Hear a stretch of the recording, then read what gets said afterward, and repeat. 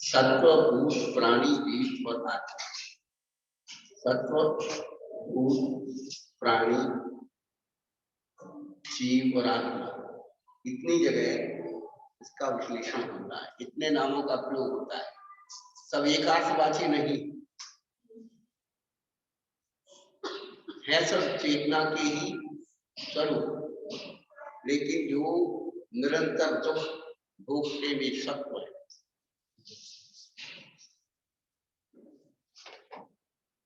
जो चारों गतियों में भ्रमण करते उन्हें भूत है। चतुर्गति नाम भ्रमति की भूता। और जो प्राणों को धारण करते हुए प्राणी, कर्म सहते है जो वह जीव, और कर्म है तो आत्मा। तो आत्मा का अनुभव करना है तो कर्मों से रहित अपने आप को बनाना होगा। जब तक कर्म क्या है? उपाधि। कर्म क्या है? उपाधि। कर्म उपाधि है जो ऊपर से ओढ़ी जाती है। क्या उपाधि किसे कहते हैं? जो ऊपर से ओढ़ी जाती है, अपन ओढ़ लेते हैं, दूसरा उड़ा देता है। अपने मन में होती है इसलिए दूसरा उड़ा रहा है, अच्छी लगती है। अपने को ठंड लग रही तो कंबल बना रहा हूँ। हाँ, क्या बात, बिल्कुल सही पकड़े। या खुद लग रही है तो भैया एक कम डालो, डाल एक और डाल, एक और डाल, मजा आता, उसका आनंद आता उसमें। तो कर्म उपाधि है, जीवन उद्गल नाचे आमे, कर्म उपाधि है। देखो सिद्ध भी कर लेना चाहिए। तो हम लोग कर्मों की उपाधि को ढो रहे हैं। औपाधिक भाव दादाजी कैसे है? औपाधिक भाव, उनसे रहित जो हो जाती है वही चेतना, शुद्ध चेतना आत्मा। शुद्ध चेतना, शुद्ध उपयोग, शुद्ध चेतना, ये सब उसके नाम है।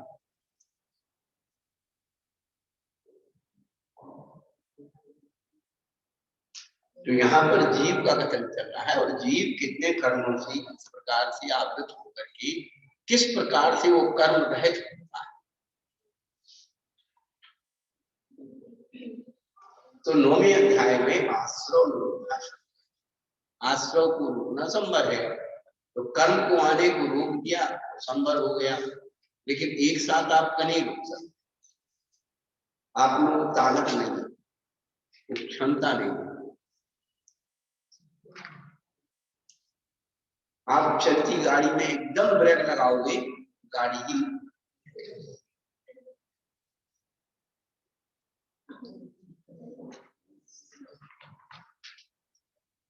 स्टेप बाय स्टेप उसी को रोकना पड़ता है। लेकिन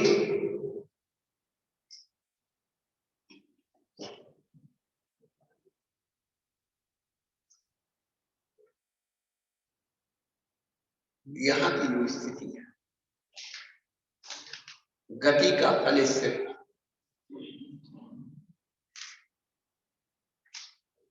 तदनंतर मूढ़म गच्छत्या लोकांता, उसके बाद कहीं गमन करना नहीं।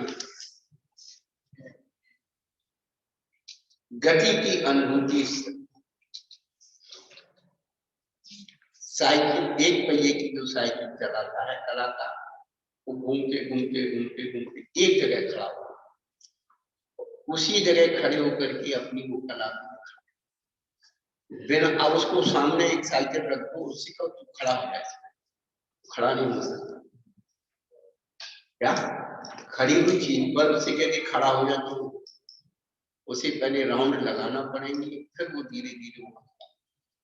इसी लोग कलाकार क्या तो पर्दे के पीछे से उस पर बैठ के आता है और राउंड लगाता है, सबको ये बताता है कि देखो मैं चल रहा हूं, फिर धीरे धीरे धीरे धीरे स्थिर हो जाता है, और स्थिर होकर के बीच में स्थिर होकर के अपनी, तो दर्शक लोगों की भी सांसें उसी तरह से रुक जाती है।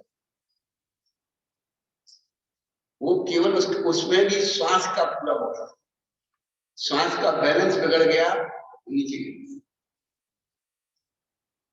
कितने प्रकार के लोग दिखाते हैं, किस किस प्रकार तो यहाँ पर वो बताया जा रहा है कि पहले आश्रम में कहाँ कैसे रुकता है। तो उन्होंने प्रारंभ में ही मिथ्यात्व के निमित्त, कषाय के निमित्त, प्रमाद के निमित्त, योग और आवृत्ति कषाय और योग के निमित्त से कौन कौन से गुण स्थानों में कितने आश्रम वो बताए। अब उस आश्रम को रोकने के लिए तो बहुत प्रयत्न करना पड़ रहा है, ज्ञान बदलना पड़ रहा है, ये सब ज्ञान है। लेकिन यहाँ पर जो जीवात्मा मिथ्यात्व, अवृत्ति, प्रमाद, कषाय योग से भी अब योग में आगे लिख गई है काय में, काय का योग भी शुभ हो गया, वचन का योग भी हो गया, मन का योग भी शुभ हो गया। क्या छठवें और सातवें गुण स्थान में तीनों में मन वचन काय शुभ हो गए, उपयोग भी शुभ हो गया, योग और उपयोग दोनों शुभ कर दिए। चौथे गुण स्थान से शुभ भी हो गया, लेकिन वो तारतम्यता से आगे बढ़ता जाता। तो उपयोग शुभ कर लिया, योग शुभ कर लिया, अब उनको शुद्ध करना है। तो शुभ को छोड़ेगा तो शुभ होगा, शुभ को भी पकड़े रहेगा तो शुभ की अनुभूति नहीं होगी। अभक्ष को छोड़ करके भक्ष सिखाते हैं और भक्ष को छोड़ करके उपवास सिखाते हैं। अशुभ अभक्ष है, शुभ भक्ष है और उपवास क्या है, शुद्ध। तो जैसे हम भोजन में अभक्ष भक्ष और उपवास की अनुभूति करते हैं, उसी प्रकार से कर्म की वर्गा में हमारी मन वचन काय में हम अशुभ ना बोले, शुभ बोले। वो शुभ बोलने के बाद भी आचार्य कहते मन रहे, शुभ भी बोलने की ज्यादा जरूरत नहीं, गुप्ती में रहे, मन वचन काय से मुक्त हो जा, शुभ का परिवर्तन भी रोक दे, तब वह शुद्ध में जाता है, वास में जाता है। और जिसने शुद्ध का सेवन कर लिया, फिर शुद्ध का सेवन करने के बाद शुभ का भी सेवन करता है, तो अशुद्ध उपयोग आ जाता है, उसको अशुद्ध उपयोग है। शुद्धोपयोग के बाद अशुद्ध उपयोग क्यों कहा कि जिसने शुद्ध आत्मा का सेवन कर लिया, पुनः आकर के वह शुद्ध उपयोग में आ जाता है, तो उसे कहेंगे अशुद्ध। इतने अध्यात्म पढ़ने वालों को जो हमने ये बताया, उन्होंने आज तक ध्यान ही नहीं किया अशुद्ध उपयोग क्या।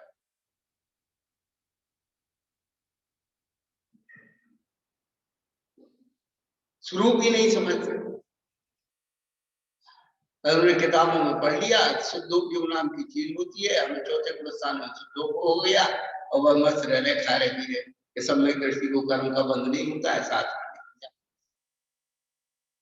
अरे भले आदमी कौन सा सम्यक दृष्टि है, एक सम्यक दृष्टि की संज्ञा अनेक प्रकार से, वर्तमान युग का सम्यक दृष्टि, कर्णानि युग का सम्यक दृष्टि, चरणानि युग का सम्यक दृष्टि, द्रव्यानि युग का सम्यक। वर्तमान युग का सम्यक दृष्टि बाबा वाक प्रमाणम, जिन दत्त सेठ कभी झूठ नहीं बोलता है, अंजन चोर को इस बात की श्रद्धा हो गई क्या कि जिन मन वर्तमान युग का कितनी कहानियां आती है, उसमें अपने सम्मत कौमी में आती है, धर्मामृत जो आचार्य ने लिखा है अष्टांगों की कहानियों में कई जगह ऐसी कहानी आती है कि कोई व्यक्ति उसको संबोधन कर लेता है, उस बात पर श्रद्धा हो जाती है, भाई आपने कहा सही कहा, तो इसका कल्याण हो जाता है। कर्णानियों का सम्यक दृष्टि जब तक मिथ्यात्व और अनंतानुभूति का संशय नहीं करेगा, तब तक सम्यक नहीं। चरणानियों के सम्यक दृष्टि के लिए तो सच्चा देवसाल गुरु की जो श्रद्धा है, 3 मूर्ता रहित, 8 अंग सहित, 8 मद रहित, 6 अनायतन रहित, ये श्रद्धा शरणागति, 7 तत्व की श्रद्धा, ये सब शरणागति। द्रव्यान योग में तो केवल एक शुद्ध आत्मा की श्रद्धा ही सम्यक है। पर द्रव्यंते भिन्न आप में रुचि सम्यक फला। पर द्रव्यंते क्या, पर द्रव्य क्या है? जितनी भी परंपराएं हैं आत्मा को छोड़कर, ये सब पर आत्मा को छोड़ करके परमेष्टि भी परद्रव्य है क्या? स्वयं की आत्मा को छोड़ करके बाकी जितने परमेष्टि वे भी परद्रव्य है आत्मा के। जिन देवसाद गुरु की 7 तत्वों की श्रद्धा कराई थी, वो भी कहते उसमें तुम कहाँ है, ये अपने आप वो है। आप जगह की नाच रहे उल्टा पुल्टा करो भैया, देखो हम भी तो अनादिकाल से संसार में रहे, कोई नई चीज तो है और इसमें हमें आश्चर्य भी है। लेकिन इन महान गुरुओं का उपकार के हमारी चीज से हमें परिचय करा। द्रव्य संग्रहकार ने जब जीव द्रव्य की उपसंहार किया तो उन्होंने क्या लिखा उसमें, बहुत अच्छी बात है। पढ़ा आपने द्रव्य संग्रह, द्रव्य संग्रह पढ़ा था, बहुत पहले पढ़ा था माता जी के।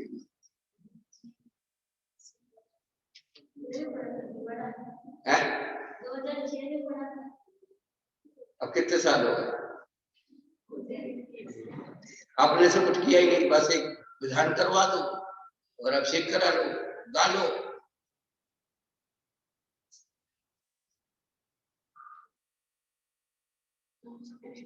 वृद्ध द्रव्य संग्रहकार जो उन्होंने टीका लिखी है ब्रह्मदत्त सूरी में, तो उन्होंने कहा सर्वे जीवा उपाधिया, जीव मात्र सभी द्रव्यों में जीव द्रव्य उपाधि सभी, तदपि पंच परमेष्टि उन सभी जीवों में पंच परमेष्टि ही उपाधि। और पंच परमेष्टि उपाधि को प्रश्न करना चाहिए अपने से कि उन्होंने जीव द्रव्य की साक्षात अनुभूति की। क्या सभी जीव जीव द्रव्य की अनुभूति नहीं करते? उन्हें पता ही नहीं कि हम जीव हैं। ये तो हमने आपसे कह दिया आप जीव हो, तो कह रहे जीव है। क्यों आप जीव क्यों हैं? हमारे बाप दादा ने कहा कि तुम जीव हो, हमने अपने बच्चों कह दिया तुम जीव हो। जीव होने की अनुभूति की है? आप आदमी हो, आप मनुष्य हो, तो आप क्यों हो मनुष्य?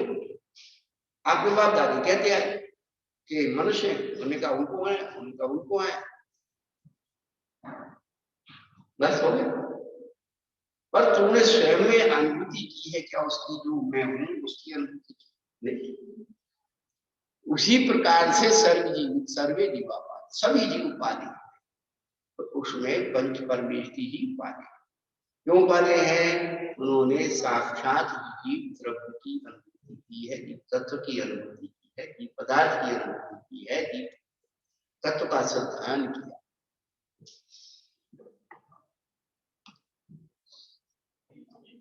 उसके बाद उन्होंने कहा पंच परमेष्टि में भी अनंत सिद्धि उपाधि, अनंत सिद्धि उपाधि आचार्य उपाध्याय साधु भी नहीं। क्यों? क्योंकि आचार्य उपाध्याय और साधु भी आत्मा की क्षणिक अनुभूति करते और का अर्ध पुद्गल परावर्तन का तक भ्रमण कर सकते। क्या ये बाबा जी बन गए तो कल्याण हो जाएगा? बहुत मुश्किल है। अर्ध पुद्गल परा कुछ काल हम अर्ध पुद्गल परावर्तन काल तक संसार उपसम श्रेणी से 11वें स्थान से गिरने के बाद ही उत्कृष्ट अंतर कितना है? उन्होंने लिखा कुछ कम अर्ध पुद्गल परावर्तन काल। अर्ध पुद्गल परावर्तन काल कितना है? असंख्यात उत्सर्ग बड़ी अवसर, सामान्य चीज नहीं है। अपन सोच रहे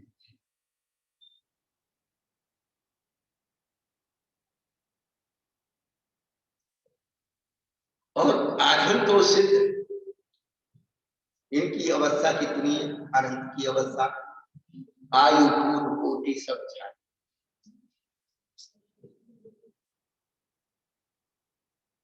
पूर्व कोटि आई,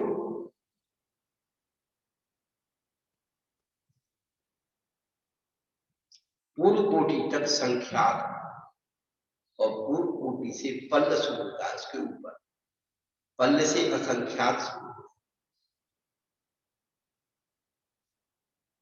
है, असंख्यात वर्ष की आयु पल्ल से शुरू होती है।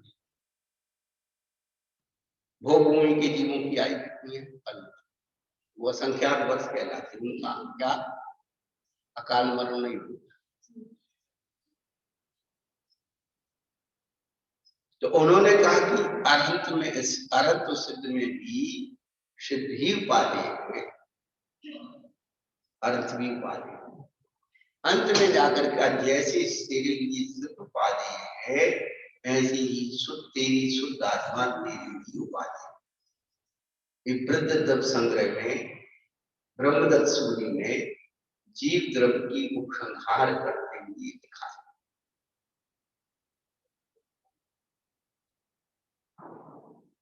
तो यहाँ पर जो अपन तत्वार सूत्र का सुन रहे हैं, जीव द्रव्य के बारे में, जीव पदार्थ के बारे में, जीव तत्व तो नहीं है, यहाँ पदार्थ है। पदार्थ की व्याख्या होती है, तत्व की व्याख्या नहीं होती है। तत्व का केवल स्वरूप बताया जाए,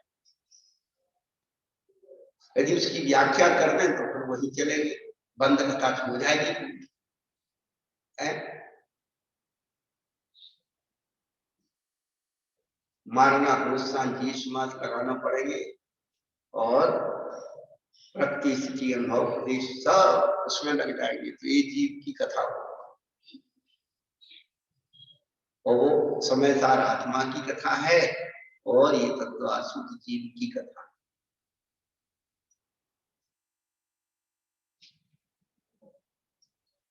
कर्मानुयोग जीव की कथा,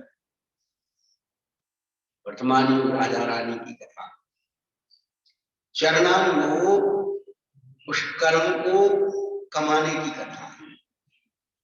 अच्छा बुरा कौन सा कर्म कमाते हैं? चरणानुयोग से, आचरण से।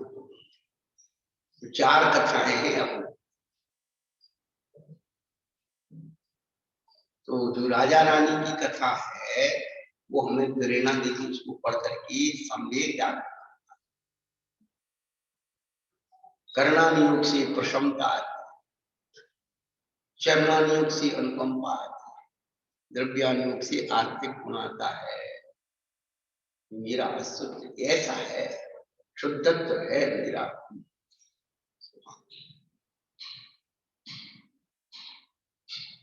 अस्तित्व, अस्तित्व, जो स्वरूप का अस्तित्व है वही अस्तित्व। वस्तु का होना स्वीकार कर लेना होना अलग बात है, उसके स्वरूप का अनुभव करना।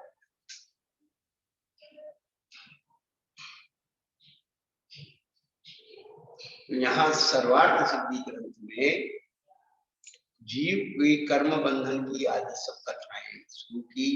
6वें अध्याय से आश्रव, 6वां 7वां अध्याय आश्रव का 8वां पद, और 9वां जो है संवर और निद्रा का। तो आश्रव को रोकना संवर है, संवर का मतलब शब्द है।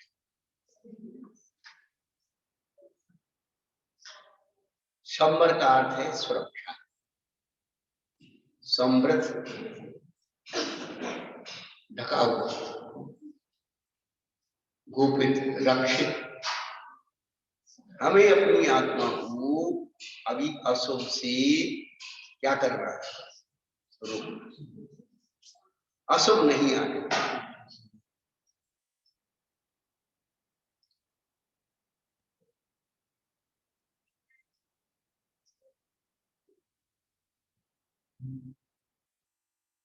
व्रत समिति आदि ये सब क्या है?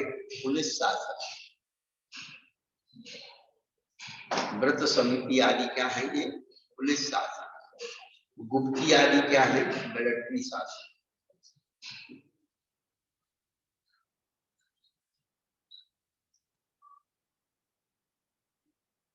पुलिस केवल दंगाइयों को रोकती है, गलत लोगों को रोकती है, अच्छे लोगों को जाने देती है। और मिलिट्री,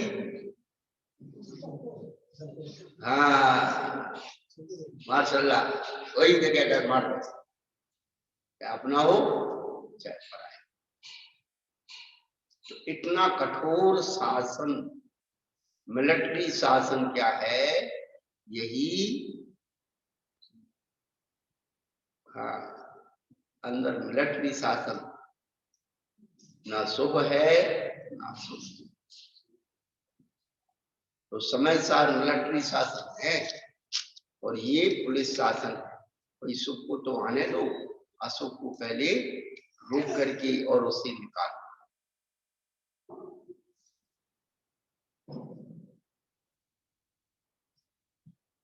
बस शुरू हो गए, अब सबको छींक आना शुरू हो रही है धीरे धीरे।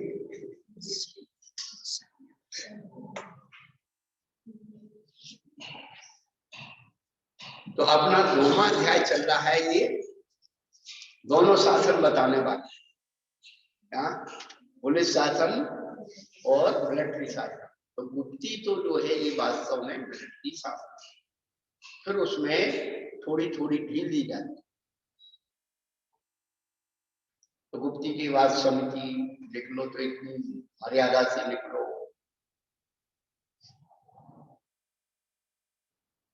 फिर आपकी समिति की परीक्षा 10 धर्म के द्वारा होगी। आप बाहर के लिए जा रहे हैं, लोग क्या क्या बक रहे हैं, आप क्या उसकी प्रतिक्रिया कर रहे हो।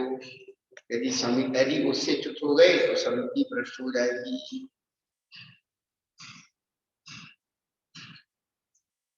उस 10 धर्म की दृढ़ता किससे आती है, तो 12 अंतरिक्षा से आती है। दृढ़ता 10 धर्म में दृढ़ता 12 अंतरिक्षा से आती है। यदि 12 अंतरिक्षा है तो धर्म की दृढ़ रहेगा। अरे उसने कह दिया तो क्या हुआ, नित्य है, हम क्यों अपने परिणाम को विकृत करें।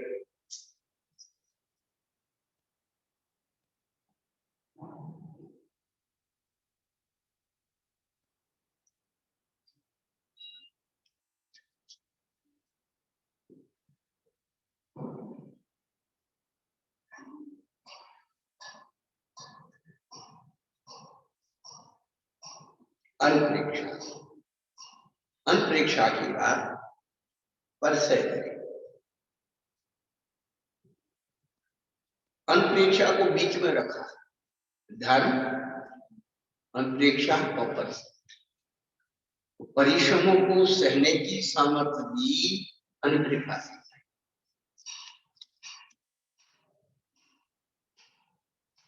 अंतरिक्षा बहुत महत्वपूर्ण,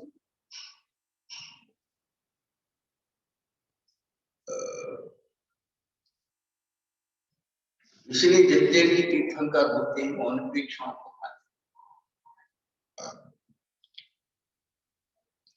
परिचय दे तो बाद में आती, जंगल में जाएंगे, बाबा जी बनेंगे तब ना परिचय को सहन करेंगे, और तब ना पता लगे कि तुमने 12 भावना खाई थी, अब कैसे अनित्व असरणता को याद कर तो अपने स्वरूप को। और परिचय जय का फल 4,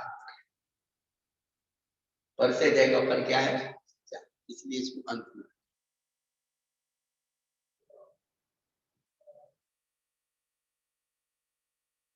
इतना सुंदर विवेचन सर्वार्थ की।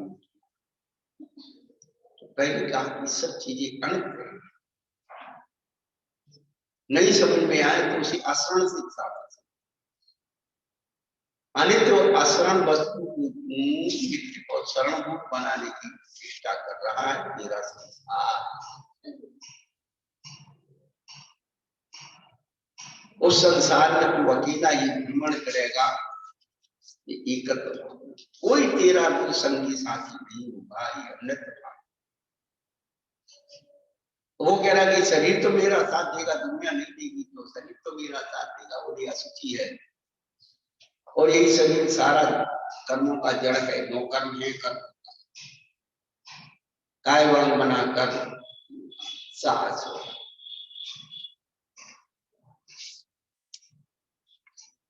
और आश्रव समर निद्रा के बारे में संक्षेप यहाँ पर बात की। उन्होंने अपन कल जो है अपन लोगों ने ये बातें सुनी थी।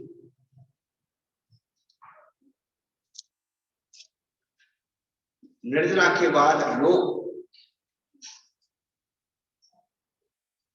भावना, तो लोग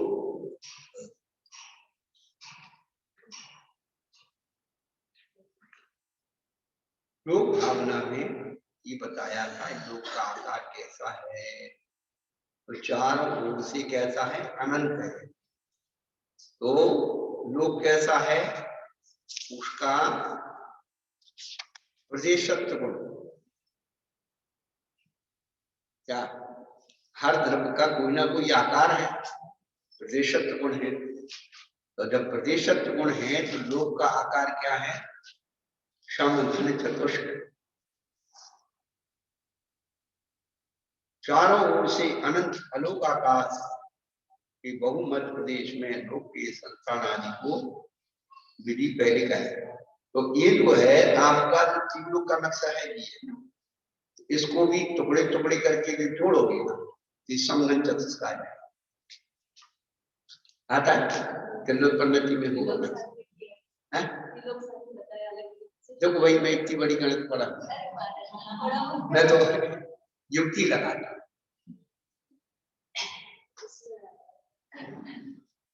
343 राजू समघन चतुष्कोण। अब महाराज को गणित में रुचि है, ये निकाल के बता।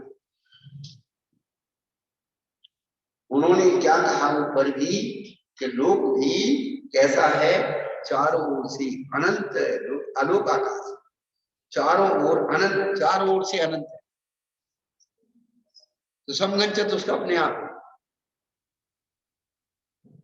बहुत लोगों से पूछा हमने कि आकाश का आकार क्या है, बोले है ही नहीं कोई आकार नहीं है, तो बस उसका जो है प्रदेशत्व गुण खत्म हो।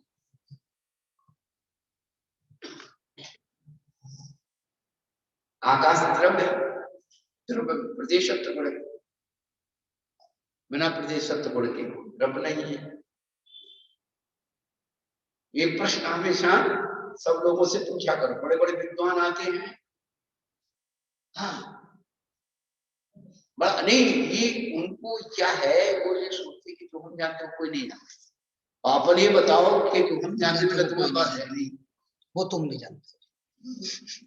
नहीं, जो तुम जानते हो तो हम पहले से जानते हैं। वही कह रहा, जो आप हम जानते हो वो आप नहीं जानते। हाँ, किसी लाइन को बड़ी बनाना हो तो क्या करना पड़ेगा,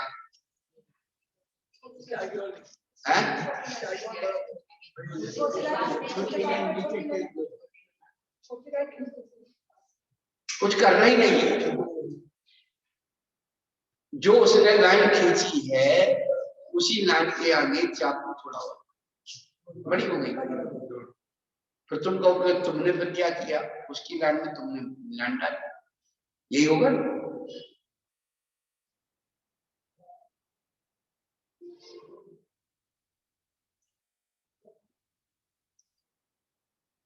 ताश खेलते हैं ताश,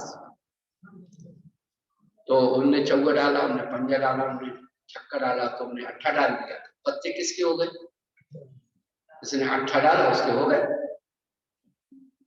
तो तिक्की चौका तो हमारे पास पहले से था, जो तुम्हारे पास नहीं था हमारे पास था, तो हम जीत गए। तो हमें इक्की दुक्की तिक्की की मेहनत नहीं करना पड़ी, उतनी लाइन बनाने की हम चाकू खर्च करें।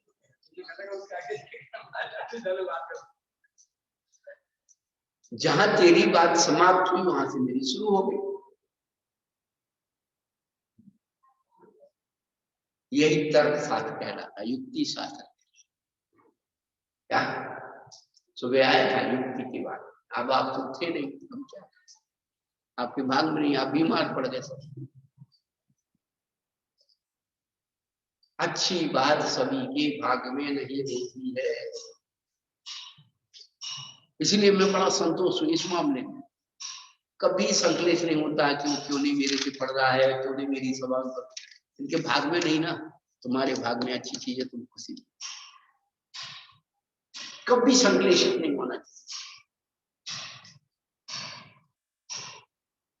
अच्छी चीज हर व्यक्ति को।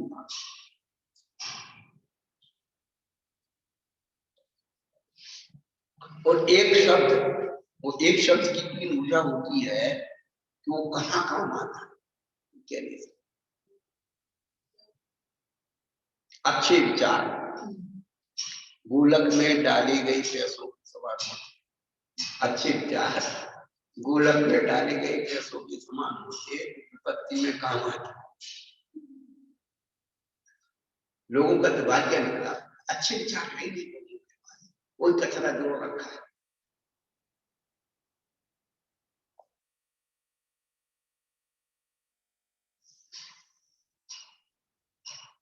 संसार का सबसे बड़ा व्यक्ति वही है जिसके पास अच्छे।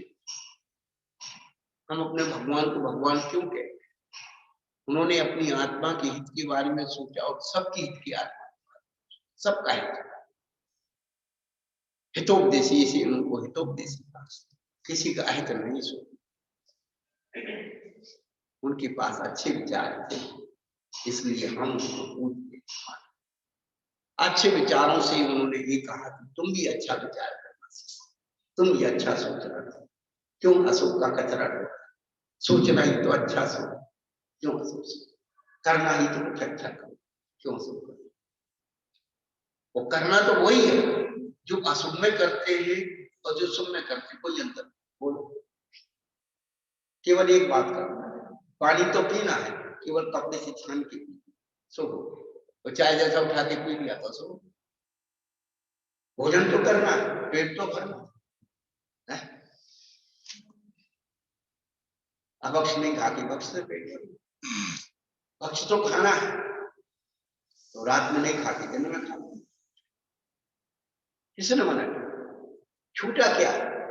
यही मर्यादा, इसी का नाम धर्म। धर्म नाम मर्यादा। संसार सुख भोगना, शादी करो, कौन मना करे? तो बिना शादी के करोगे तो कहीं के नहीं रहोगे, न घर के न घाट के।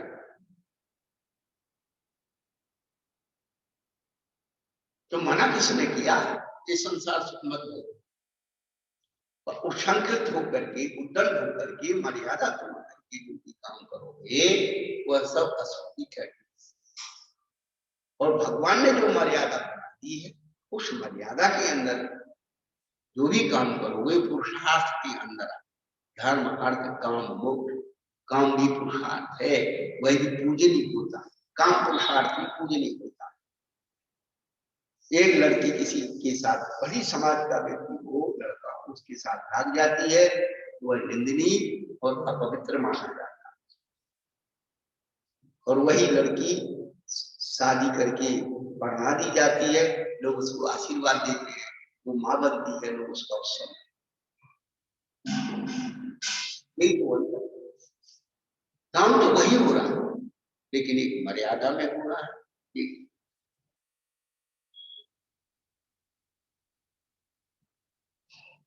अर्थ पुरुषार्थ में शुभ लाभ लिखते, तिजोरी पर, खाते बही में, दुकान की कोनों पर शुभ लाभ हो तो शुभ।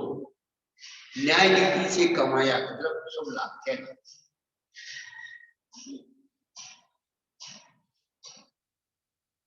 वृद्ध राजा की तरफ चोरी में आ, अशुभ।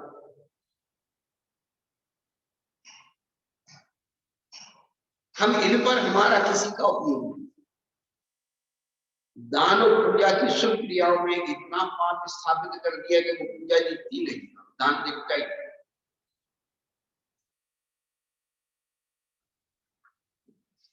और उसमें जो द्रव्य खर्च होना चाहिए, समय खर्च होना चाहिए, श्रम होना चाहिए, वो सारा का सारा जो बचा वो सब पापों में लगा।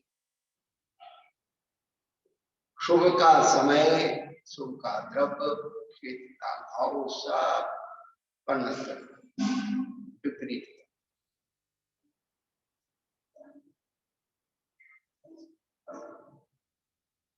तो लोक भावना बता करके उन्होंने मोदी दुर्लभ भावना बताई। लोक भावना क्यों बताई, मोक्ष क्यों नहीं बताया? कि ये जीव निर्जरा की अभाव में तीन लोक में कहाँ कहाँ कैसी कैसी घुमा है और वहां कहाँ रहना चाहिए, वो मोक्ष की स्थिति वहां है। और इस सब का ज्ञान हो जाना अत्यंत कठिन है, इसलिए बोधि दुर्लभ भावना। क्या मनुष्य पर्याय प्राप्त होना कठिन नहीं है, वो तो सामने रखी है, मिल गई, लेकिन ये कठिनता से मिली है इस बात का ज्ञान हो जाना बोधि दुर्लभ। आप अपने बच्चों को क्या कहते हो, जब आपके पैसे पर मौज करते हैं तो बेटा कर लो, जिस दिन कमाओगे उस दिन पता लगेगी पैसा क्या, कैसे कमाया जाता है पैसे, तब पता।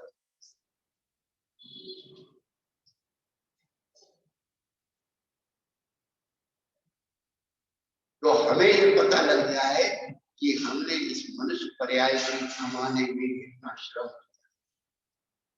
किया,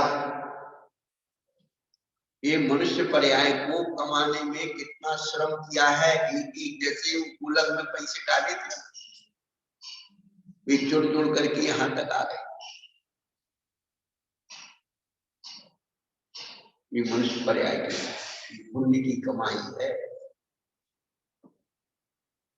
बड़े भाग मानुष तक पावा स्वर्ग दुर्लभ सब, बहु पुण्य पुण्य प्रसंग सी सुख देह मानो, नर काया को सुर पति कर से सो दुर्लभ प्राण। इस मनुष्य पर्याय की दुर्लभता का विचार करो, बार बार विचार।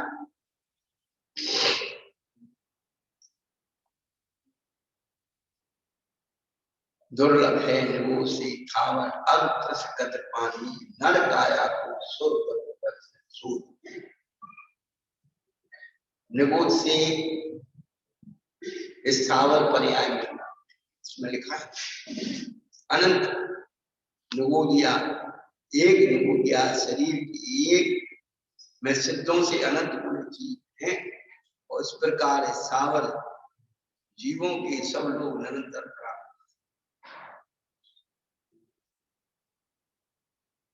आज तक इतने भी सिद्ध नहीं हुए जितना एक निगोद के जीव में जीव शरीर में कल्पना। अपन सोचते ऐसा कैसे हो सकता है, हम कहते हो सकता है, तुम जीव तो आता है।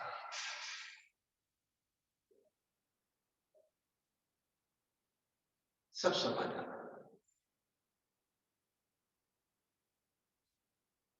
वहां से कैसे निकले, 6 महीने 8 समय में 608 निकलते, कैसे निकलते। बचपन में हमें युक्तियां सुनाई दी कि 3 लोक में जब भगवान का केवली समुद्घात होता है, देखो जो किंवदंती से कुछ चीजें आ जाती, बोले उस जीव के जो शुद्ध आत्मा 3 लोक के तीर्थंकर केवली समुद्घात की परमाणु जिस नवोदिया जी को छू जाते हैं वो निकल, ये सुना उनको भी किसी ने बताया पर कहीं प्रमाण नहीं। और दूसरा दृष्टांत उन्होंने विद्वानों ने बनाया कि भड़मूजा कोई भाड़ गूंजता और कोई बिरला चना पटक करके मारता, वो तो दृष्टांत है। अब दृष्टांत को दृष्टांत में कैसे करें, तो जो गीला चना होता है वही भूजा जाता है, तो जब वो उसमें आगी में होता है, कढ़ाई में डाला जाता है, है तो उस गीले चने के अंदर गर्मी लगने से भाप, और भाप इतनी पावर वाली उसमें बन जाती है, और जो चना ऊपर हो नीचे होगा तो ऊपर से दबा हुआ है, तो वो तो कहां से, ऊपर की परत पर हो तो वो उसकी भाप के अनुपात में विस्फोट होता है और वो उसको बहाता है। उसी प्रकार से योग और कषाय की मृत से निशा परिणाम बनता है। योग आर्द्रता है और कषाय गर्मी है। तो जो निगोदिया जीव है उनकी जगन काफी निशा की परिणाम पाए, उनकी कृष्ण दिशा उतना योगी नहीं है जो उसकी कृष्ण दिशा। तो कपोत दिशा के मध्यम अंश आयु का वर्ग होता है, 8 मध्यम अंश होते हैं, और उनमें योग सहयोग मिल गया तो वो जीव वहां से निकल होने का रुचि में बनता रहता है। और 6 महीने 8 समय में 608 दिन का परमिट है, 6 महीने 8 समय में 6 मोक्ष है, इसलिए व्यवहार राशि के जीवों की संख्या बराबर है।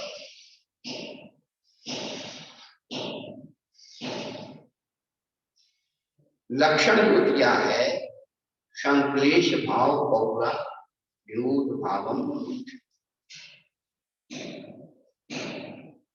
संक्लेश भाव की उच्चता के कारण निगोदिया जी क्या निगोद भाव को नहीं छोड़ेंगे, ये नहीं पता। मुंचन की क्रिया संक्लेश भाव होगा, निगोद भाव न मुंचन। क्या आप घर क्यों नहीं छोड़ते हैं, कि मोह नहीं छोड़ने देता, मोह भाव आपको घर नहीं छोड़ने देता। उसी प्रकार से संक्लेश होगा, संक्लेश की पुत्रता उसका नहीं छोड़ने देता। और जहां मध्यम रेशा के अंश पर परिणाम आ जाते हैं, वहां पर उसकी आयु बंद होकर के और पंचस्थावर आदि में आकर के और प्रगति कर,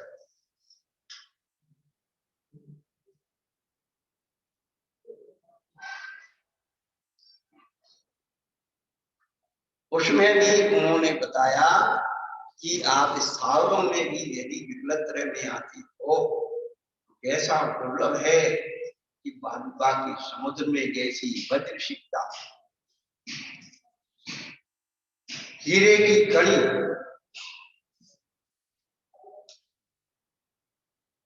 वज्र शिक्षा की कणिका प्राप्त हो, उसमें जो है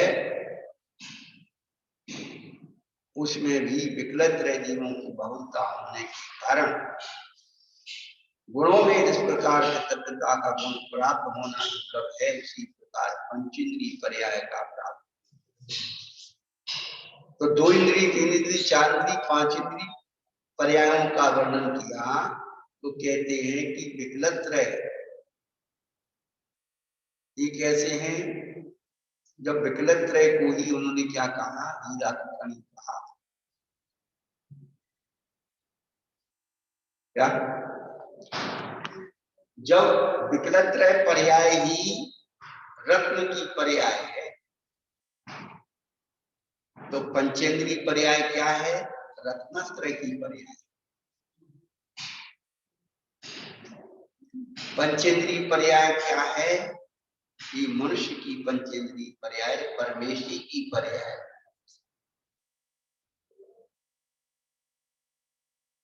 मनुष्य पर्याय में ही परमेश्वरी की स्थापना होती है और संसार की किसी पर्याय में नहीं।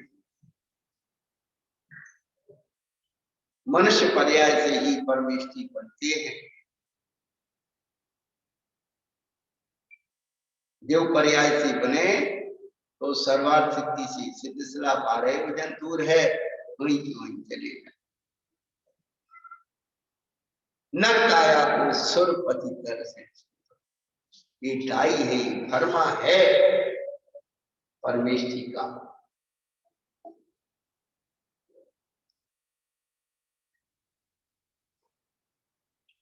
आचार्य भगवान ने यहाँ पर ये दिया।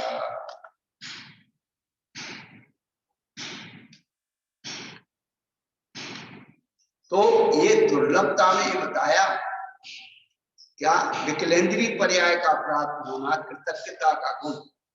क्योंकि ये रत्न मतन तो सब दुनिया ने देखे हैं, बड़े आदमियों के पास होते हैं, पर कृतज्ञता का गुण तो बहुत दुर्लभ है। किसी ने हमारा छोटा सा भी उपकार किया है, उस उपकार को जन्म जन्मांतर में नहीं भूलना, जन्मांतर में भी नहीं भूलना। भली कितनी दुश्मनी हो जाए, लेकिन उसने मेरा उपकार किया है। और दुश्मन से भी उपकार कैसे होता है, देखिए आप। सबसे ज्यादा उपकार तो हमारे दुश्मन से ही लोग पता ही नहीं लगाते। यदि प्रतिद्वंदी ना हो तो हमें अपनी ताकत का पता कैसे लगे।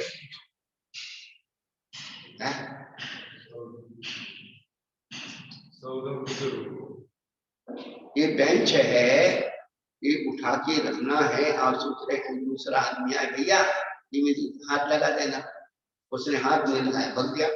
अब तुम दूसरे का इंतजार कर रहे, तीसरे का इंतजार कर, और किसी ने आपका सहयोग नहीं दिया तो आपने युक्ति लगा करके उसको वहां से वहां तक, तो उसने आपकी ताकत को पैदा कर दिया। यदि वो आपका सहयोग दे देता तो आपको अपनी ताकत पता ही नहीं लगती कि आपके अंदर कितनी ताकत। तो विरोधी से अपनी ताकत को, विरोधी को कभी भी ये मत मानो ये मेरा दुश्मन है, विरोधी को ये मानो ये आपका मित्र है और मेरे अंदर की शक्ति को प्रकट करता। वो सहयोग देगा तो हम तो विकलांग हो जाएंगे, हमें पता ही नहीं लगेगी हमारे पास।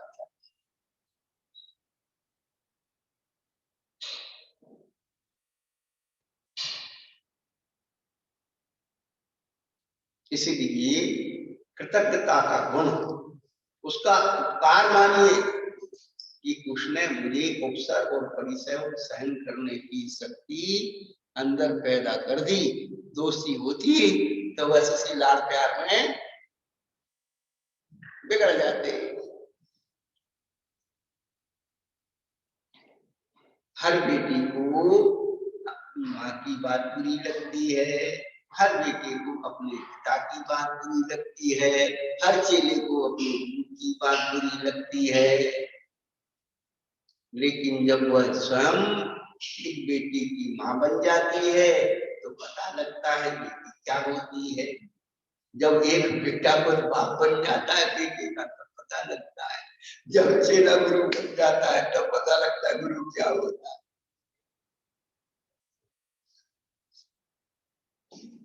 कहने में तो बहुत आसान होता है, गुरु महाराज उनको डांटते रहते, टोकते रहते,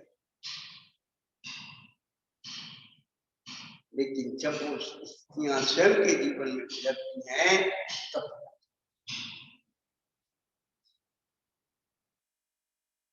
तो कहने का अभिप्राय ये है कि कृतज्ञता का गुण हमेशा याद रखिए। किसी ने हमारे प्रति गलत व्यवहार भी किया है तो हम उसका उपकार माने कि बहुत अच्छा है, कम से कम मुझे मौका दिया कि मैं ये कर सकता। प्रतिद्वंदी ना हो तो हम अपने खा पी के बादाम खा के पहलवान बनने से क्या, अरे बढ़िया पेट लगा लो, महाराज पहलवान को भी हराया जा सकता है युक्ति के द्वारा, कितना ही बड़ा पहलवान।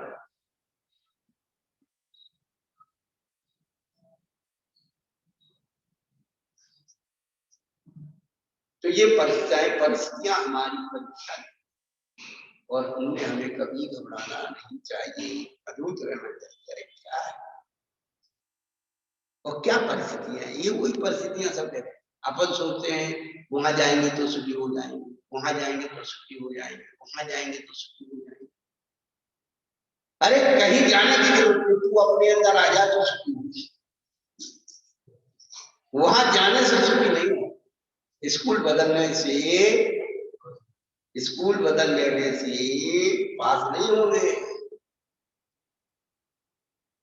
स्वयं की मेहनत करना तो पास। स्कूल में रिश्वत दे के पास होने से पास नहीं कहलाए। स्वयं की मेहनत करो। हमने तो खूब नकल की और खूब पेपर आउट किया, खूब हाँ बड़ा मजा।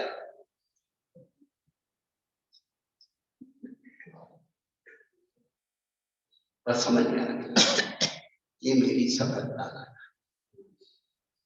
स्वयं की मेहनत, स्वयं से जो कमाएंगे, युक्ति से जो कमाएंगे वो हमारा। रटू तो मत कुछ नया रकीब के फकीर मत बन। जो अच्छे भगवंत ने लिखा है उस परिप्रेक्ष्य में उसका और चिंतन करके हम उन शब्दों की अनुभूति करो। कृतज्ञता का गुण क्या है?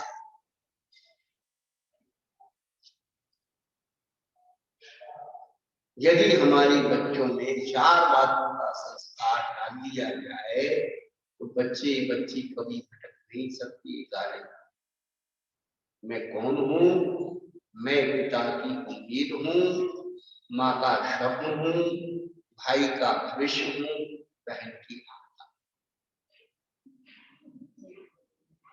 मुझे अपने पिता की उम्मीद को पूरा करना है, मेरी माँ का स्वप्न पूरा करना है, मुझे अपने भाई का भविष्य देखना है, मुझे अपनी बहन की आशा पूरी करनी है।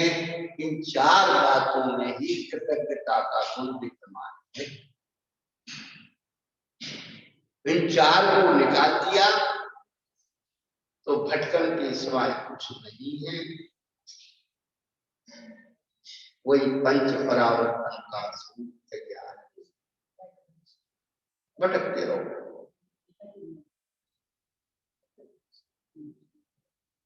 इन 4 का महान तार अपने जीवन में याद है। एक बच्ची ने मुझे से प्रश्न किया, महाराज आप तो सबसे प्यारा हूँ मेरी आत्मा। अब मैंने कुछ सोचा नहीं था, उसने प्रश्न कर दिया, महाराज उसकी बात कौन? मैंने कहा मेरी माँ। उसने पूछा ऐसा क्यों? हमने कहा आत्मा की अस्तित्व को आकार देने वाली माँ 9 महीने पेट में रहती है और हमारी आत्मा की अस्तित्व को बदलाती है। उसी प्रकार से जैसे माँ 9 महीने पेट में रखकर के बच्चे की उसके अस्तित्व को आकार देती है, ठीक उसी प्रकार से गुरु शिष्य को नया आकार देते हैं, नया जन्म देते हैं, भगवत्ता का उसे संस्कार करके अपने अंदर। जैसे गर्भवती माँ को क्या, अब तो कुछ भी नहीं बचा, पहले सासू पहरा बैठाई खाने में पीने में हर चीज, बात नहीं करती,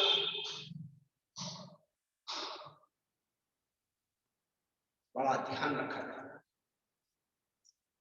अब तो बेड रेस्ट दिया जाता, डॉक्टर की सलाह, कुछ भी खाओ कुछ भी। इसलिए संतान संस्कार विहीन हो, बीमार हो रही है, विकलांग हो, उनमें वो गुण वो संस्कार ही नहीं आ पा रहे।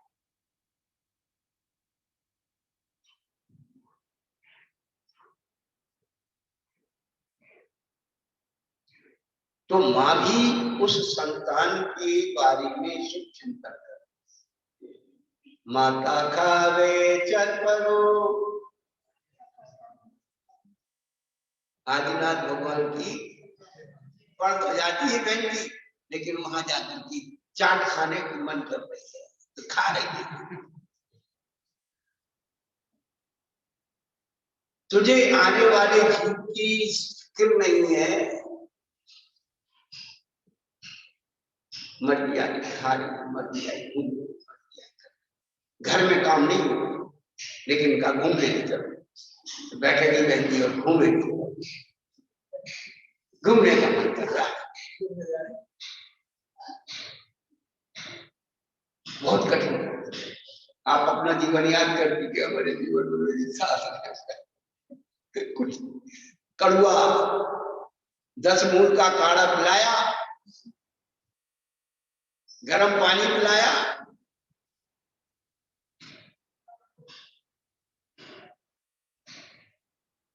अब किसी को तो खट्टा मीठा चपका सब खाओ, पेट में रहते खाओ, बच्चे बाहर हो गए तो भी खाओ, एसी की हवा खाओ, कुछ नहीं, अनुभव की जिंदगी।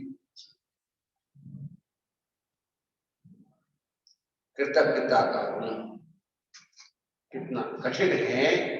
रत्न तो कहीं भी देखने को मिल जाए,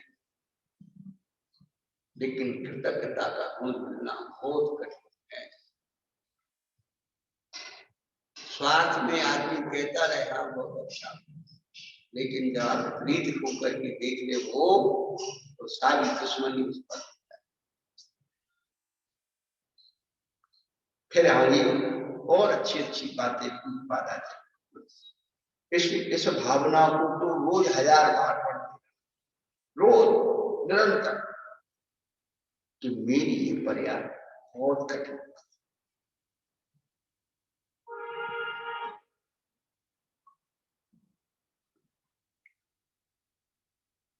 तो पंचेंद्रीय पर्याय का प्राप्त होना इस प्रकार दुर्लभ है, जिस प्रकार मनुष्य किसी के अंदर कृतज्ञता का गुण प्राप्त हो। अभी केवल पंचेंद्रीय पर्याय की बात कर रहे, मनुष्य पर्याय की बात नहीं है, भी ध्यान रखते। उसमें भी पशु, मृग, पक्षी और सरीसृपों की बहुता होती पंचेंद्रीय।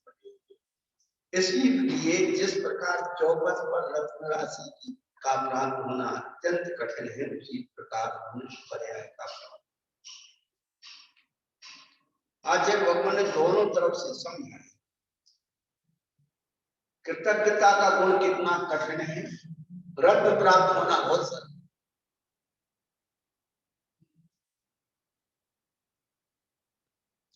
अब एक आध रत्न मिल गया कोई बात नहीं, पर ये कहते हैं कि रत्न राशि, रत्नों का ढेर।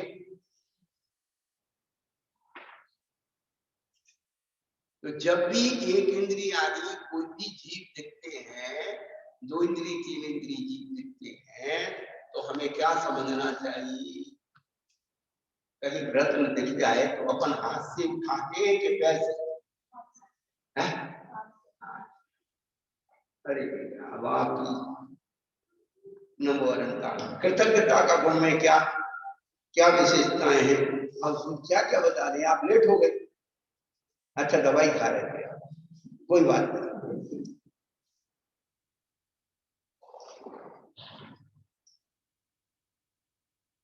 नहीं कृष्ण उपकार शारदा किए हुए उपकार को सज्जन कभी भूलते नहीं, इस जन्म में भी अभी। इसीलिए जितने भी प्रधानी हैं कृतज्ञता के, वो देव पर्याय में पहुंच जाते हैं, तो जो त्रिज गति को भी प्राप्त हो गई होती, या मनुष्य गति को प्राप्त हो गई, या नरक गति को प्राप्त, उनकी सामर्थ्य के अनुसार वहां जाकर के संबोधन करते।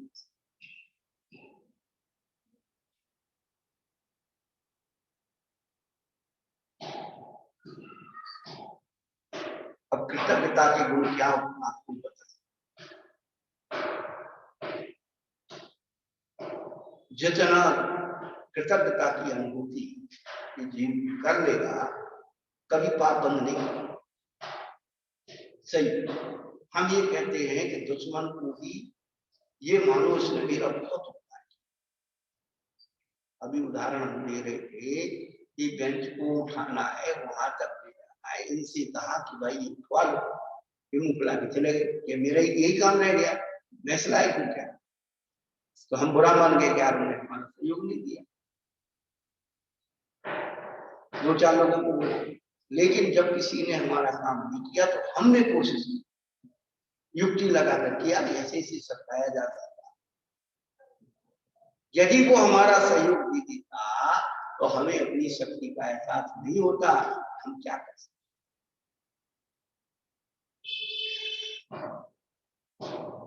तो उसका उपकार मानना चाहिए कि उसने मेरी शक्ति का एहसास कर। हम दूसरे का सहयोग देते हैं, एक हमारी जिम्मेदारी है। हम उतना ही काम करें जितना हमारे से हो सकता है। किसने कहा कि आप ज्यादा करें?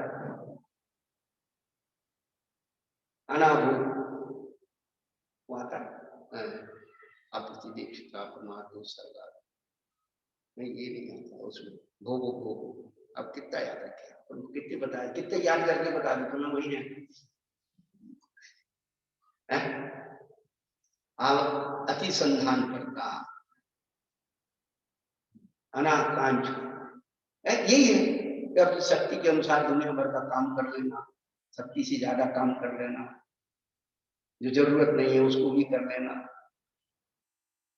कल का काम आज ही करके रख लेना, क्या फुर्सत बैठे आगे कर लो।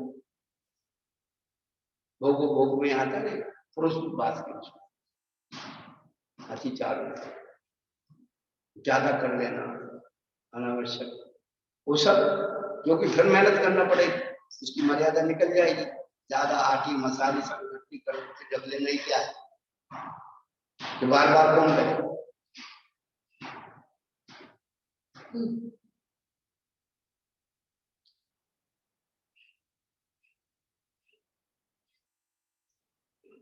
बहुत सूक्ष्म है भैया जी, हर जगह से बांध के रखना।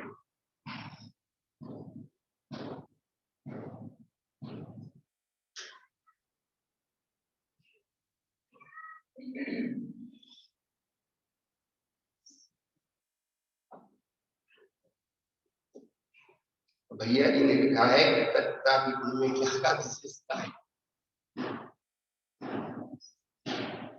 हमेशा उसके उपकार को निरंतर याद रखना, ये कृतज्ञता का है। क्या उसने एक अल्पिन का सहयोग किया हो तो भी याद रखना। आचार्य कहते तो एक अक्षर मात्रा का असंधान करता तो क्या दृष्टि है। तो हम एक सहयोग का भी उसका उपकार याद भूल जाए, वही कृतज्ञता है। हमेशा कृतज्ञता का गुण कैसे याद रखना, विशेषता बता रहे हैं। रामायण का प्रसंग है, कौन सी रामायण में, रामायण है कम से कम 125 अलग अलग लोगों ने लिखे। तो एक प्रसंग आया जब रामचंद्र जी लंका जीत करके आ रहे,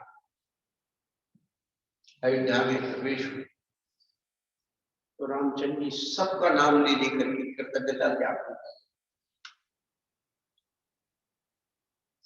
सुग्रीव, नल, नील, जटायु और जो है विभीषण, सबका नाम, हनुमान जी का नाम है।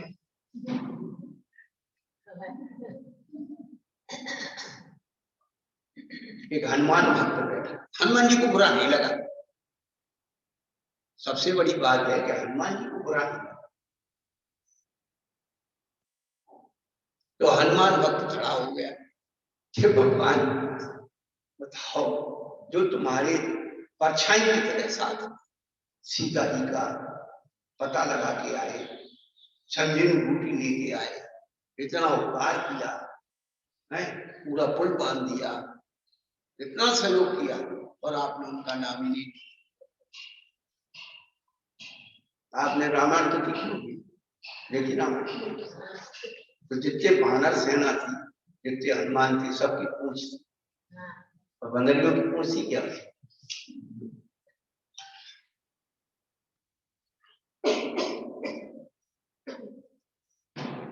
हनुमान जी की पूंछ थी, कौन सी पूंछ? रामचंद्र जी हनुमान के बिना पूछे कोई काम नहीं करते, इसलिए हनुमान की पूंछ थी। कहते हमारी बड़ी पूंछ, किसी से पूछो तो उसकी पूंछ बड़ी हो जाती है। तो हनुमान जी की सलाह में पूंछ थी, इसलिए उनकी पूंछ थी। उनका ही प्रसंग है रामायण महाभारत का, अपने आप से प्रसंग आते थे। जब वो पत्थर डालने लगे समुद्र में तो सब तैर गए। रामचंद्र जी ने विचार किया, एक चौपाई आती है कहीं ऐसी कि मम पाँव ते पाहन तरे दे, मम हासत देखे तरे के लिए। विचार किया कि मेरे पाँव के स्पर्श होने से पत्थर की अंडा तिर गई, सगी हो गई, तो मेरे हाथ से कोई पत्थर तिरता है कि? अब रामचंद्र जी ने विचार किया कि मैं सबके सामने डालूंगा और डूब गया तो हंसी करेगा। तुमने प्लान बनाया जब कोई नहीं होता। हनुमान जी इस बात को समझ गए, राम ने काम क्यों चुके, जो होनी होती सो कोई नहीं। उन्होंने पत्थर डाला और डूब गया, और हनुमान जी देख रहे थे तो पीछे से मारुत बोल उठे, हरि हाथ से छूटे तेरे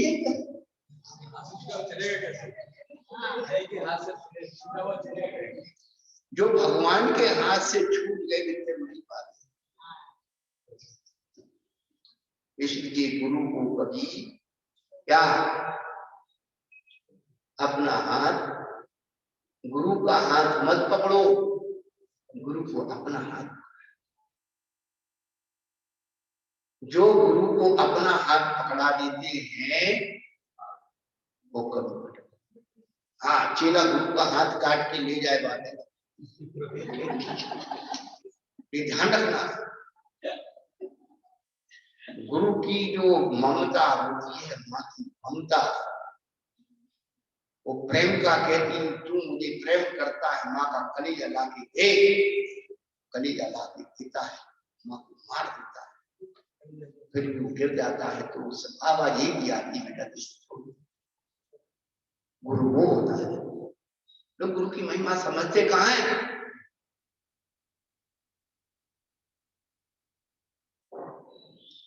लोग गुरु को अपना हाथ, गुरु का हाथ पकड़ लिया, मर्जी है तो छोड़ के चलो। जब गुरु आपका हाथ पकड़े तो उसमें बड़ी हलचल होती है, बेचैनी होती ना, पता लग जाती कि किल बना रहा है छोड़ने की, पता लग जाती है। इतना आसान नहीं है गुरु के साथ रहना, इतना आसान नहीं है माता पिता के साथ, इतना आसान नहीं है अपनों के बीच में रहना।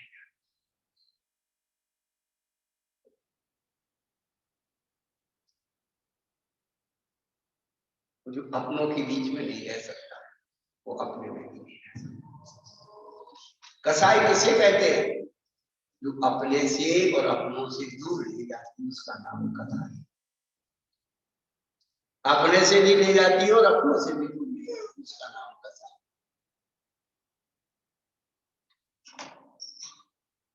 जो अपनों में नहीं रह सकता, जो अपनों में नहीं रह सकता, आप वो सब लिख लो और क्या कितने फिर उसके विश्लेषण करो।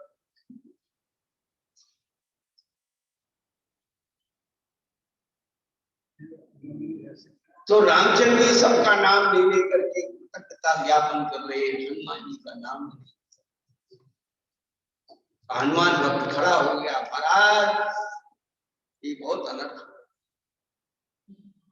तब रामचंद्र जी क्या कहते हैं, मंदगीर कीर्तान्या यत्रोपकारम,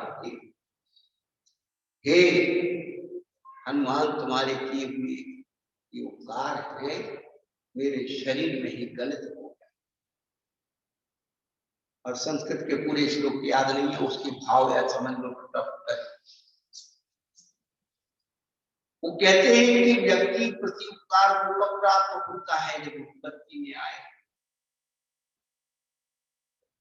हम नहीं चाहते हमारी तरह ही हनुमान का वनवास हो, उनकी भी पत्नी को कोई हरण करके ले जाए, फिर हम उनकी सहायता करने जाएं और हम उनका प्रति उपकार का प्रति उपकार।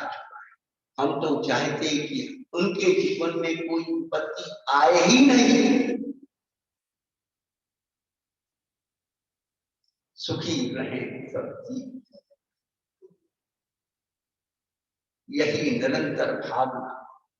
हमारा दुश्मन भी सुखी, कोई गाली दे के सुखी होता है यही, कोई मार के सुखी होता है ये मार, तेरे को सुख होना, तेरी आत्मा में शांति कर, ये सामान लेकर सुखी होता नहीं। इतनी बड़ी हिम्मत चाहिए।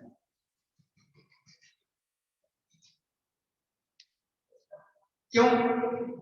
जो हमारे पास नहीं रहा तो तुम्हारे पास था। तुम लड़के लोगे तो तुम्हारे भी लड़के हैं। आजकल लड़के हैं, लड़के क्या लड़के लेंगे? हाँ, लड़के और बेटे में बहुत अंतर है। क्या जो माता पिता की कष्ट में बैठा रहता है वो बेटा है, जो बैठा है वो बेटा है। अरे पिताजी मिल जाएगी और मिल जाएगी, आप नहीं मिलने वाले, आप ठीक हो जाओगे। जो माता पिता के कष्ट में बैठा है वो बेटा हो, और जो केवल लड़ने के लिए ये मुझे चाहिए, ये मुझे चाहिए, वो सब लड़के हैं। लड़के लेंगे, राजी बजी देव तो लेंगे, तो लेंगे तो लड़के इसके लिए लड़ते हैं सब। और जो बेटे हैं रामचंद्र जी बेटा पुत्र, जो पिता की मर्यादा को पालन करता है वो पुत्र होता है।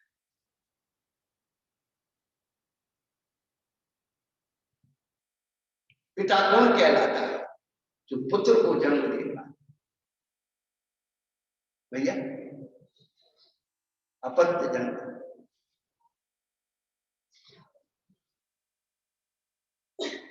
जननी जने तो ऐसा जन्म के दाता। माता कौन कहलाती है? जननी कौन कहलाती है? या तो दाता बच्चे को पैदा करे या सूर्य, वो जननी कहलाती है। बाकी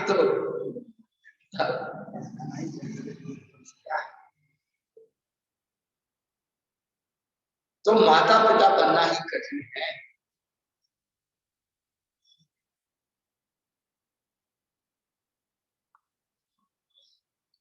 तो पंचेंद्री पर्याय में पशु पर्यायों की तुलना की गई, वह भी कठिन है।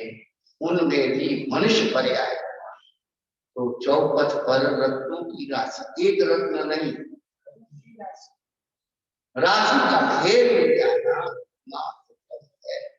2400 घंटे आदमी आ रहे हैं, जा रहे हैं, आ रहे हैं, जा रहे हैं, मगर राशि मिलने वाली वही।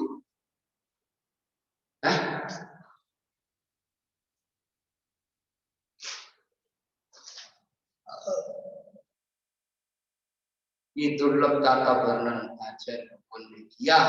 अब ये देखो, अब अपन कहाँ आ गए? चौराहे में राशि मिल गई। अब उसके आगे जो वर्णन कर रहे हैं बहुत अच्छा बात कह रहे हैं। क्या कह रहे हैं कि मनुष्य पर्याय के मिलने के बाद उसके च्युत हो जाने पर पुनः उसकी उत्पत्ति होना कितना कठिन है, जितना कि जले हुए वृक्ष की पुतलों का पुनः उस वृक्ष पर्याय से उत्पन्न होना।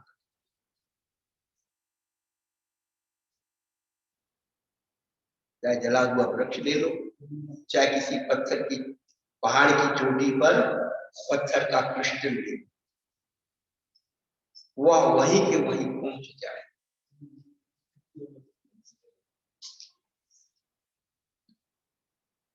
और दुनिया में जाओ या मत जाओ, हम तो बार बार ये कहते हैं कि जो सामने रखा उसकी तुलना करो। एक फुटपाथ पर पड़े हुए हमारे जैसे इंसान, औरतें, महिला, एक झुग्गी झोपड़ी में रह रहे, खेत खलियान में रह रहे, जंगलों में रह रहे, कच्चे मकान में रह रहे, किराए के मकान में रह रहे, सबसे तुलना, अपनी तुलना उनसे करो और दुनिया से करो या मत करो। यही हमारी पूरी दुर्लभ है कि उनसे हमारी ये पर्याय श्रेष्ठ है और इससे भी आगे है। क्या अब आप यहाँ बैठे हुए, यहाँ बैठे, माता जी हमारा इतना पुण्य नहीं है, हम कब माता जी बनेंगे? जो 24 थाना में गति आगति पढ़ते हैं उसमें अपने आप को लगाओ, करना कि अभी तक हमने क्या क्या पर्याय प्राप्त नहीं की। इंद्र हुओ ना सचिव लोकपाल लोकांतिक नहीं हो। सोचो, जो पर्याय पाप से मिलती वो भी नहीं बनी।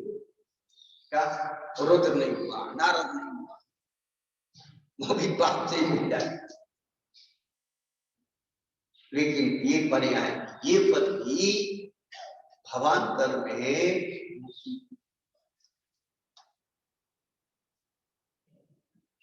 भले उसकी पर्याय को प्राप्त कर दुर्गति हो जाए। तो ये अपने अंतर को अपनी मनुष्य पर्याय यदि अब छूट गई तो पुनः कम मिलेगी। इसलिए लास्ट ये लास्ट बस। और इस पर्याय में भी कितने दिन आप उनको सब सुनिए है। अब इनकी 50 साल है, इनके 50 साल है, आपकी 10-15 साल और पता नहीं कि अभी जाओगी तो होगी कि नहीं तो कोरोना आ रहा है लपेटे लिए। आपने तो लिखा था कोरोना, आप भूल जाते। ये तो दिक्कत है आदमी अपनी कई बात अपन भूल जाते।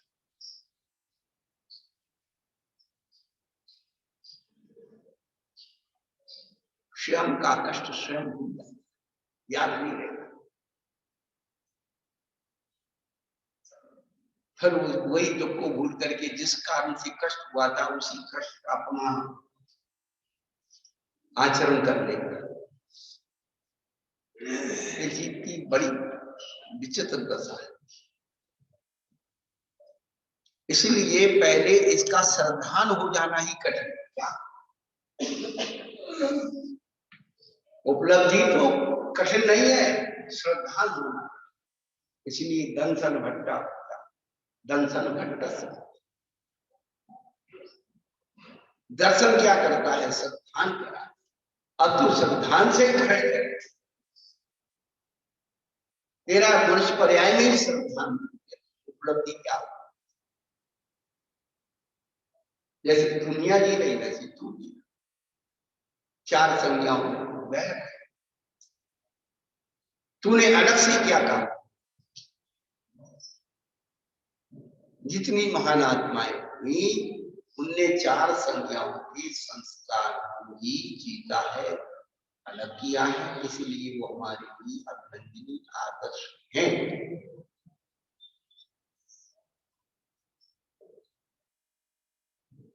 तो कौन हम जैसे संसार से भोग रहे थे, हमारा भगवान भोग, भगवान में हमें अंतर क्या?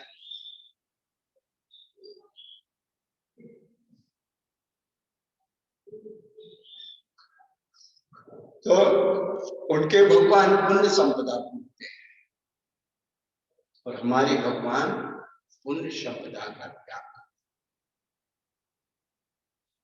इतना ही अंतर।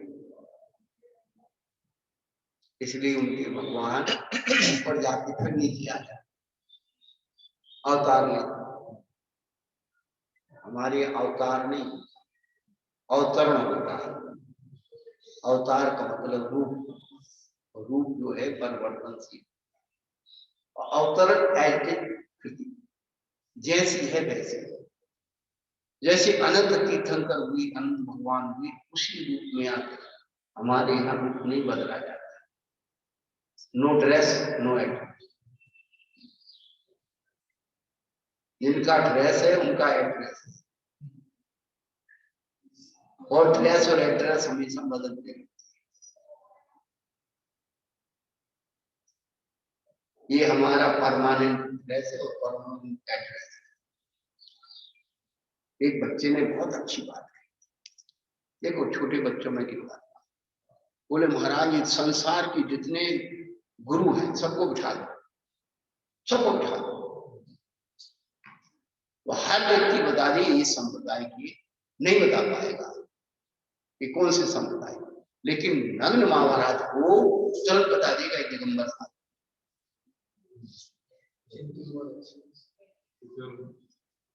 किसी का खड़ा टीका है, किसी का हड़ा है, किसी का किसी के गुट्टू मुट्टू है, किसी के बाल लंबे लंबे, किसी के लाल कलर है, कोई पीले कलर है, कोई काले कलर है, कोई पट्टी लगाए, कोई ढट्टी लगाए, नहीं पहचान में आएंगे कि कौन से धर्म की कौन सी मजहब के संत हैं, लेकिन दिगंबर मुद्रा तुरंत कह रहे दिगंबर, क्योंकि हम लोगों का ड्रेस है, ड्रेस परमानेंट है, बदलता है।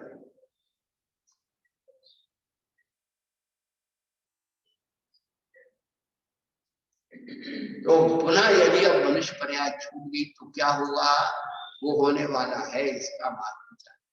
और बार बार हमेशा एक बात याद रखो, जब भी विषय कसाय की हमारा मन जाता है, एक ही बात कहना, भैया भोग और भोजन जैसी मन में आई हुई। यहाँ तो तुम दो दो बच्चे, एक बच्चा पैदा करने में हो रहे हो, वहां तो टुटिया बन गए तो 6-6, 8-8, 10-10 इकट्ठे हो जाएंगे ईश्वर पर, वहां ऑपरेशन नहीं होता, हर साल पैदा करना पड़ता। यहाँ तो एक 2-4 साल में एक आध पैदा कर लिया हो गया। अभी कहाँ बचेंगे तुम्हारे, कौन महाराज बनेगा, कौन माता जी बनेगी, और कौन धन की रक्षा करेगा, कौन समाज चलाएगा, कौन धर्म चलाएगा।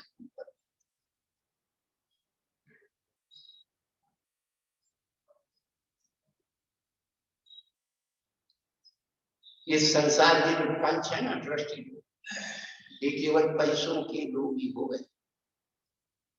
यदि आपको लिख करके दे, यदि कोई आपत्ति विपत्ति आ जाए तो धर्मार्थ ऐसे भगेंगे जैसे उनका कोई है ही। फिर समाज में चिल्लाएंगे, आइए बचाइए, धर्म को बचाइए, फिर चिल्लाएंगे, फोन कर उठाएंगे नहीं, कहते उठ जाने, चला जाने, लुट जाने, कोई अपने घर का जाए। तिजोरी के पैसे, गोलक के पैसे तो अपने घर के बना दो। अरे भैया क्या सरदार भगत सिंह बनना, ऐसे तो भी धन की रक्षा, सामान्य चाहे क्या कौन नहीं।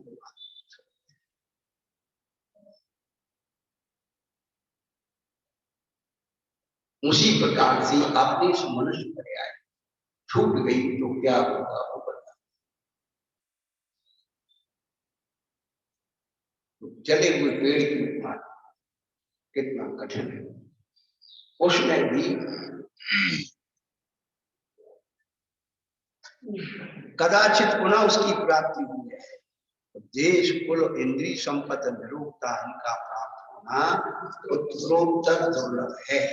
अब इसकी जो चर्चा है ना, अपन अगले सत्र में करें।